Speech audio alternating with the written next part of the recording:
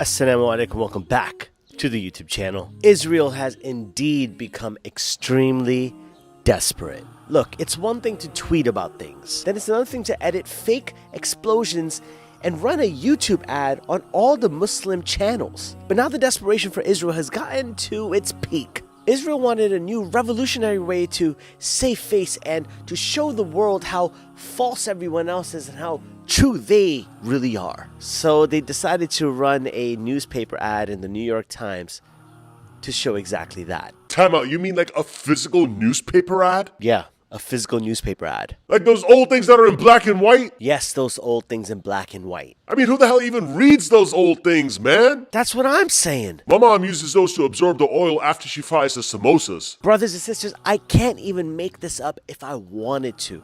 The New York Times runs an advertisement using these three faces who have a collective Instagram following alone of over 175 million. Using their Instagram clout to paint them out as some sort of monsters who practically are the PAs of Hamas apparently. Israel's using the clout of these three influencers to somehow prove how it's all fake news. So what do?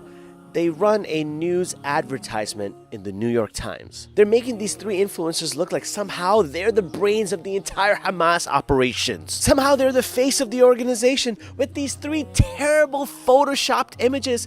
I mean, if you're spending so much money on advertisement, can't you spend a little bit more extra money on fixing these Photoshop images and making them look a little better? You got Bella Hadid over here looking like she's giving the signal with her eyes to launch these rockets. And then you got these bogus quotes somehow making it seem like the Hamas have a manifesto apparently. But what's even more sad is the reputation of the New York Times. I mean, how can a credible media source post an advertisement on their actual newspaper promoting such garbage? I mean, it looks like a tabloid magazine, for God's sakes. You've allowed the credibility of your newspaper to drop, and guess what?